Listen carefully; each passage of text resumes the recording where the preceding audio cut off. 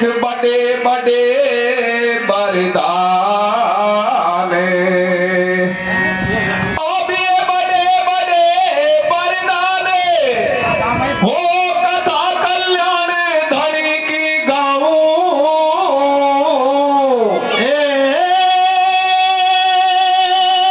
जी तो कथा कल्याण धनी की गाऊं।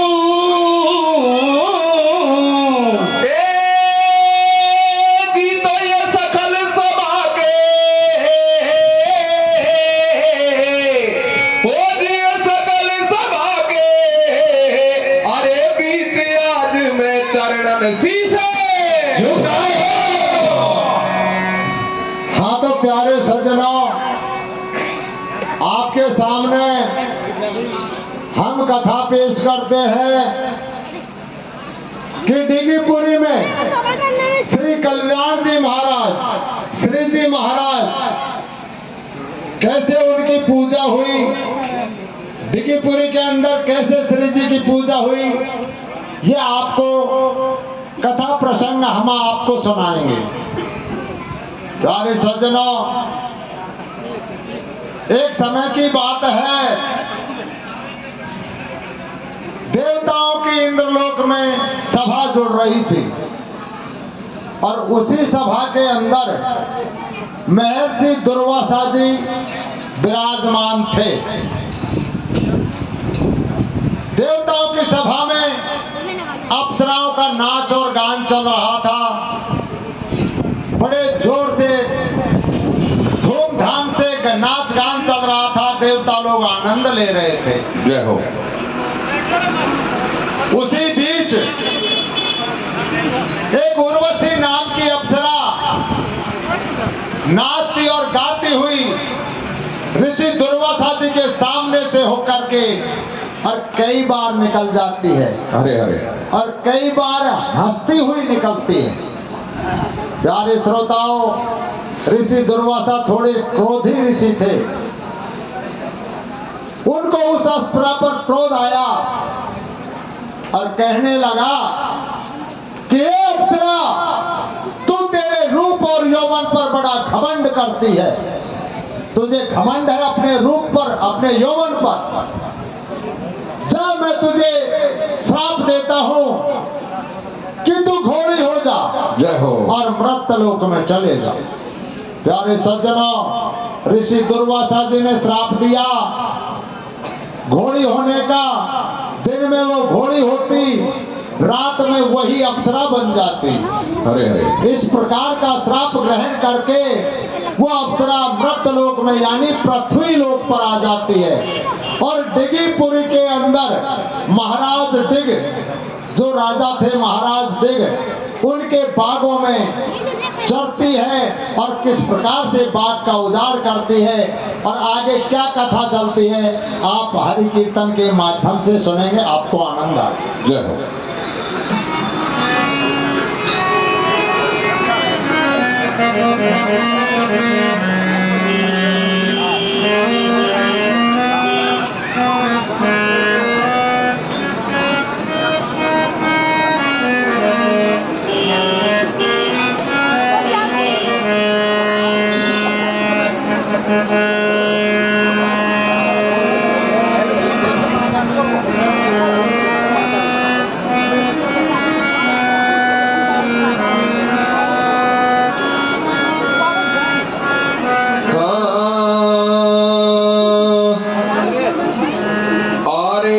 इंद्रलोक की एक अप्सरा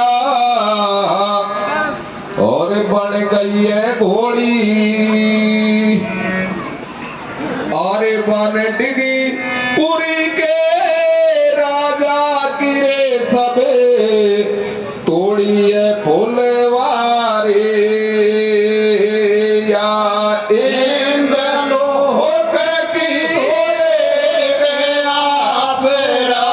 बड़ी गई है घोड़ी, यान डिगी पुरी के राजा की रे सब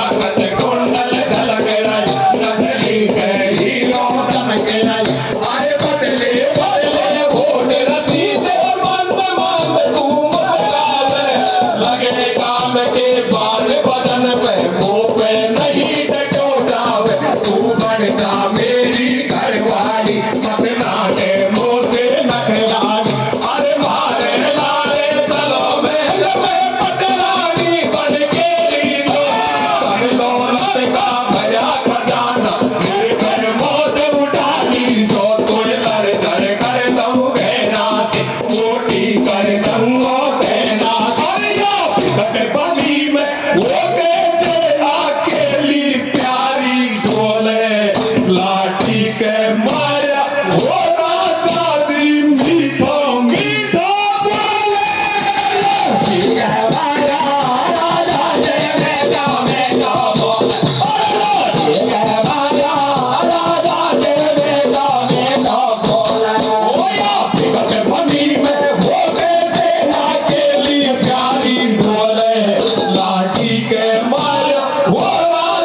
जी मीठो मीठो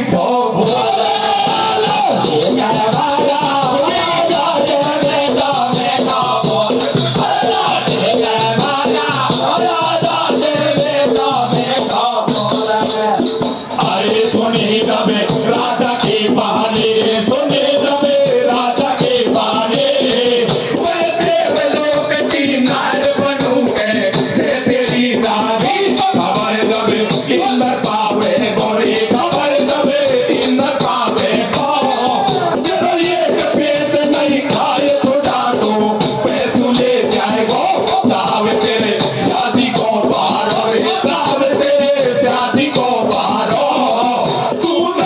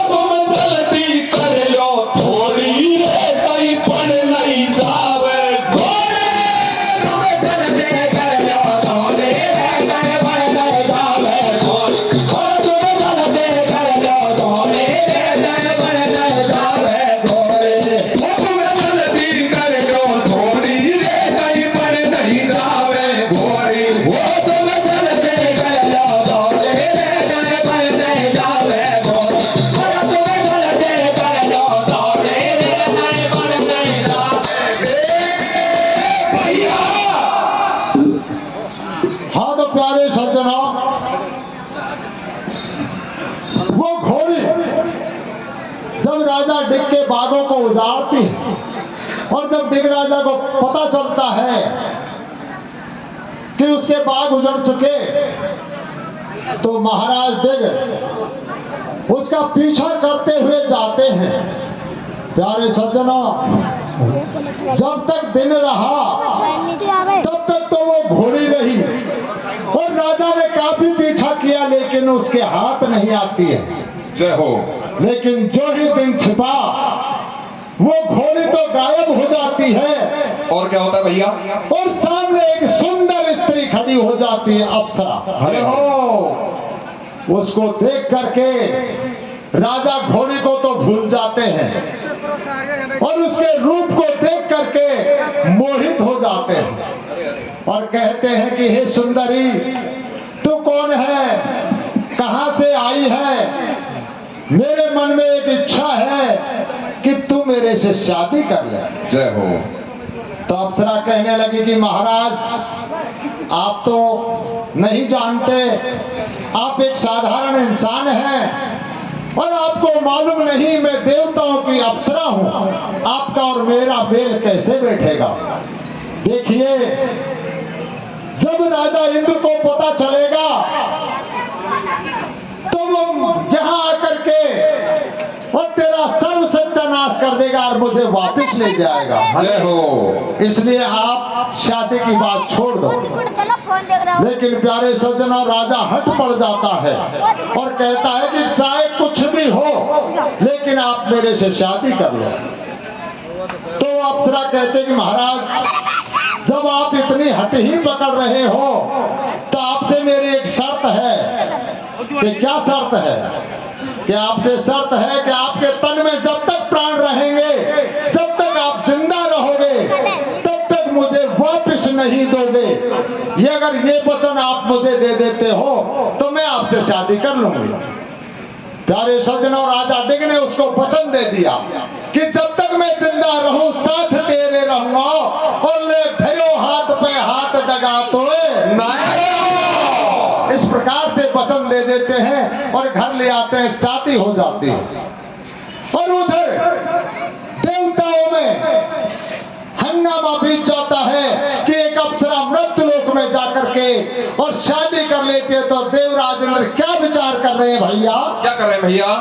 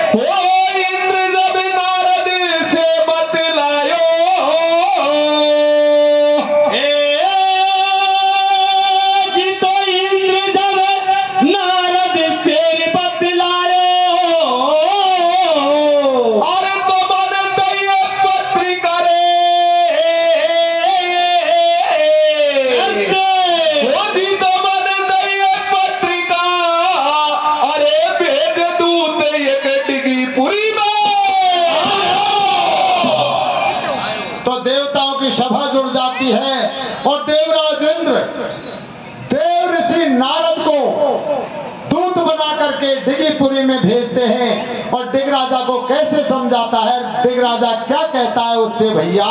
क्या कहता है भैया?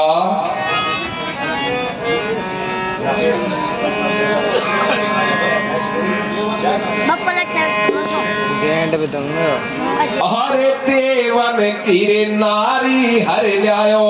ऐसे अरे देवन की नारी हर ल्यायो और बन रहो बड़ो होशियार हो। अरे खेतो वापस फेर नार नहीं होलन बे तैयार इंद्र से बैर बढ़ायो। कैसे? काले माथे पे छायो इंद्र से पैर बढ़ायो, काल माथे पे छायो। देवन की नारे हर जायो, बन जायो बड़ा ऊंचा। अरे देखो वापस फिर नारे नहीं ओढ़ने तैयार, इंद्र से पैर बढ़ायो, काल माथे पे छायो। ओ इंद्र से पैर बढ़ायो, काल माथे पे छायो। छोरा देवन के नारे हर लायो, बन रहो बड़ा ऊंचा। अरे कहतो वापस फिर नारे नहीं ओढ़ने तैयार, इंद्र से पैर बढ़ायो, काल माथे पे छायो। ओ इंद्र से पैर बढ़ायो, काल माथे पे छायो। अरे देवन के नारे हर जायो, बन रहो बड़ा ऊंचा। अरे कहतो वापस फिर नारे नहीं ओढ़ने तैयार, इंद्र से पैर बढ़ायो, काल माथे पे छायो। ओ इंद्र से पैर बढ़ायो, काल माथे पे छायो। छोरा देवन के नारे हर जायो, बनोरने बड़ा ऊंचा। अरे कहतो वापस फिर नारे नहीं ओढ़ने तैयार, इंद्र से पैर बढ़ायो, काल माथे पे छायो। ओ इंद्र से पैर बढ़ायो, काल माथे पे छायो। ओ नारद ने वचन सुनायो, रे मैंने को नहीं खायो। नारद ने वचन सुनायो, मैंने को नहीं खायो। नारद ने वचन सुनायो, मैंने को नहीं खायो। नारद ने वचन सुनायो, मैंने को नहीं खायो। या देवलोक की नारी तेरे भाई संग जावे रचायो, या देवलोक की नारी तेरे भाई संग जावे रचायो। या देवलोक की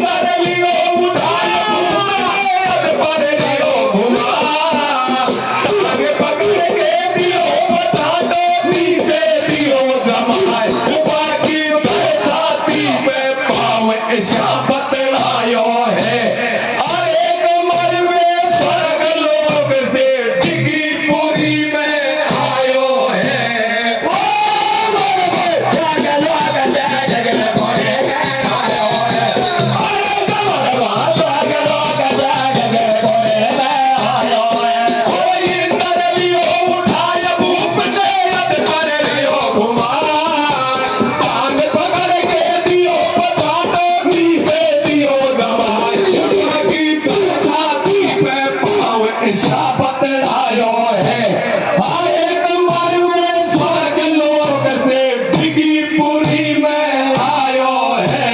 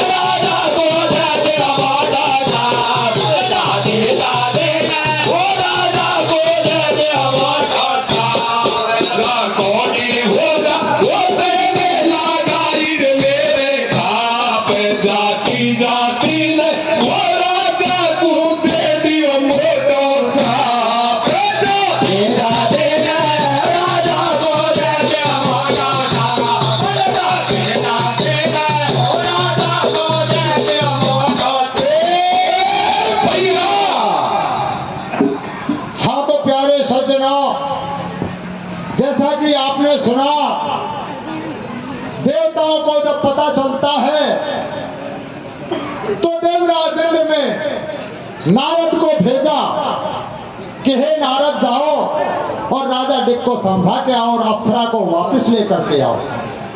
प्यारे सज्जनों, नारद जी आते हैं और डिग राजा को समझाते हैं कि हे राजा, ये देवताओं की अप्सरा है, इससे तेरा पेश नहीं चलेगा।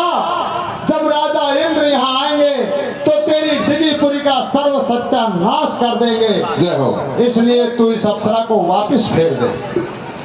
लेकिन सज्जनों, राजा डिग ने कहा कि हे नारद, तू यहाँ से जल्दी वापस भाग जा। कि क्या? अरे कि मैं नहीं फेरूंगा नार लुगाइया मेरी, और इंदर सूखे दे तोप झुका ले कि मैं वापस नहीं फेरूंगा, क्योंकि इंद्र से मैं डरने वाला नहीं। कह देना उस इंद्र से मैं युद्ध के लिए तैयार हूं। तो जब नारद वापस जाते हैं, देवराज इंद्र से कहते हैं कि महाराज, उसने तो मना कर दिया, मैंने काफी समझाया।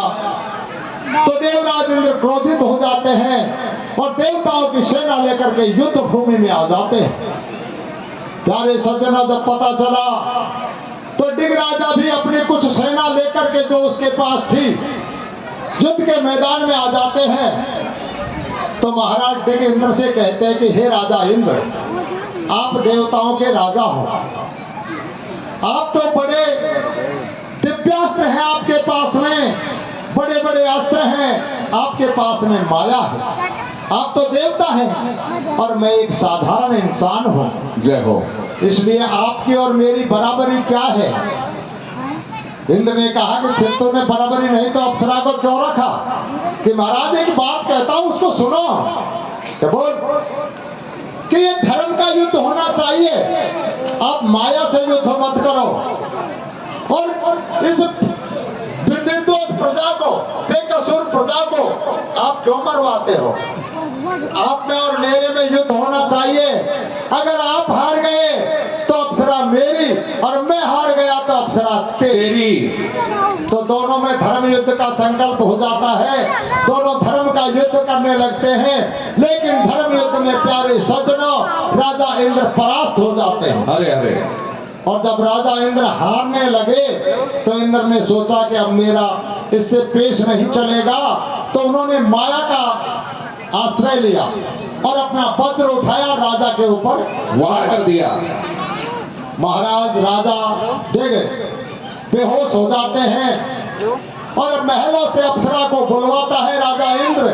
और जब वापस चलने लगता है तो अप्सरा कहती है कि हे राजा डिग, आप अभी जिंदा हैं और आपने वचन दिया था कि जब तक मेरे तन में प्राण रहेंगे मैं आपके साथ रहूंगा, आपको वापस नहीं जाने दूंगा।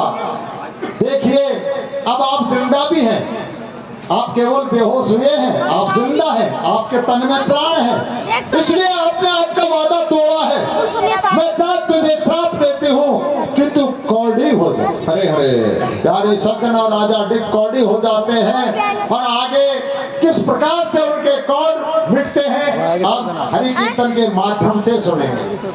और ना भाई वो यहाँ में तो वो लिख रहा है कि किरोड़ी और किरोड़ी हम किरोड़ी का विनाश नाथ राजेंद्र का है। अभी कौड़ी चुकाए राजेंद्र बिना है। अरे दया श्राप दियो बनार ने भैया और ओम फिर अरे देख भगतन मेरे कौड़ी चुकाए।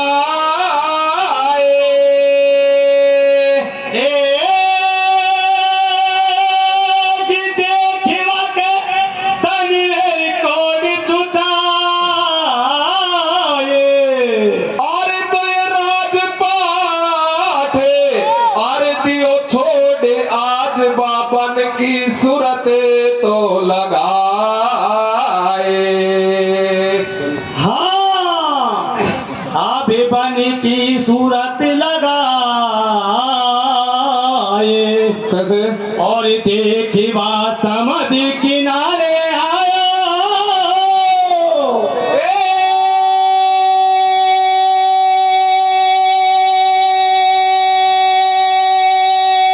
जी तो मेरो नहीं जीवे में कैसे? जी तो मेरो नहीं जीवे में अरे सारे आज बने हरि से ये प्यारे सज्जनों राजा डिग भगवान से हित लगाते कि मेरी काया बिगड़ चुकी, मेरे तन में कौड़ हो गए, तो किस प्रकार से अपनी राजधानी को छोड़ करके जंगल में जाते हैं और एक समुद्र के किनारे बैठकर कैसे भगवान से हित लगाते हैं भैया।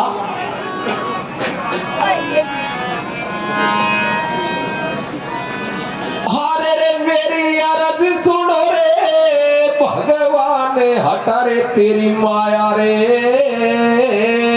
जय हो। अरे रे मेरी अरज सुनो रे भगवान हटा रे तेरी माया रे। कैसे? अरे मेरे तन में कौड़ चुचाए बिगड़ गई काया रे। काया? हाँ भैया। अरे रे मेरी अरज सुनो भगवान हटा तेरी माया रे। मेरे तन में कौड़ चुचाए बिगड़ गई। भगवान हटा तेरी माया रे। मेरे तन में कौड़ चुचाए बिगड़ गई काया रे। मेरी अरज सुनो भगवान हटा तेरी माया रे। मेरे तन में कौड़ चुचाए बिगड़ गई।